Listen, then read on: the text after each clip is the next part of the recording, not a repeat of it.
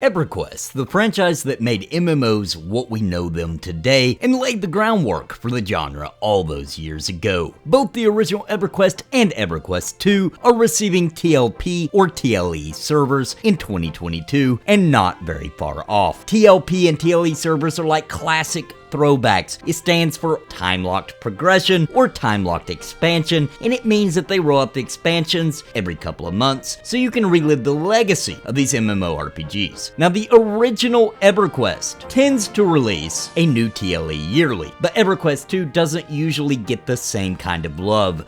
But this time, in 2022, they are getting it. Now let's talk all the details we know so far, and let's kick it off with the OG EverQuest first. Hit that like and subscribe. So, we got a roadmap for 2022 for EverQuest, and I thought this was very awesome to see what they had lined up for the year. And EverQuest has already received the 64-bit upgrade that they had planned to improve performance, and from all that I've heard and experienced, it's going really well. Later this month in April, we will be getting new classic achievements for old school quests in the starting cities. We have the server merge in June, which is Finnegal and Miracle into the Vox server. And then, now, we get the information that the new time-locked progression servers are going to be Veniki and Jelinek. Veniki is going to be level locked, while Jelinek will be much like Mangler, and they will be ready for players to log into them on May 25th. So then they go on to explain in better terms that Veniki, for example, is going to start off that you can get to level 40 at first, and then they have tiered unlock schedules. They expect with the unlock schedule that it will take 94 weeks or almost 2 years to get to level 120. Now Jelinek, on the other hand, is going by unlocking expansions that we're used to seeing over time, and they expect it to take 44 weeks to get from original EverQuest all the way to the Gates of Discord, with unlocks happening on a 12-week apart schedule. Now I would like to point out that 2021's TLP server releases went much smoother than prior years. There were issues with logins due to so many people being in the exact same areas, and they had to kind of throttle that on how many could log in at a time, and that's just basically to keep the server from exploding. But once you got on, it was good from there, and the server actually ran better than any experience I've ever had with EverQuest to date. This was due in large part to major server upgrades, but now with the 64-bit clients in our hands, I would expect 2022's EverQuest TLP server releases to be even better. It's really great news, and so many people enjoy these TLP adventures that it's hard not to be excited. And with the release of May 25th, we don't have long to wait. Let me know in the comments if you plan on playing on one of these EverQuest servers. Now, this brings us to EverQuest II, which doesn't get the yearly love that the original EverQuest gets, probably in large part due to its smaller player base, but if you know me, you know that I love EverQuest II, so it got announced that it too would receive some TLE server love, and they haven't been ignoring EverQuest II this year, as here on April 12th we get the Coffers and Coffins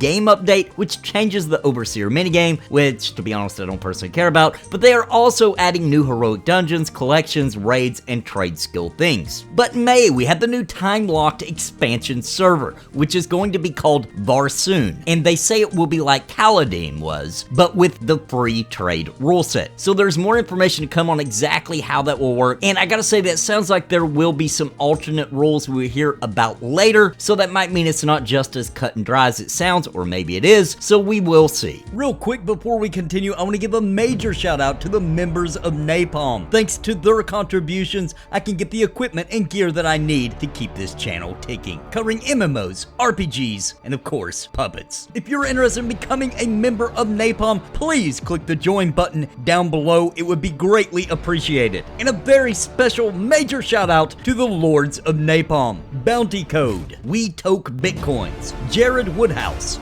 Daimlos, and Farthest Reach. Thank you for your highest tier membership.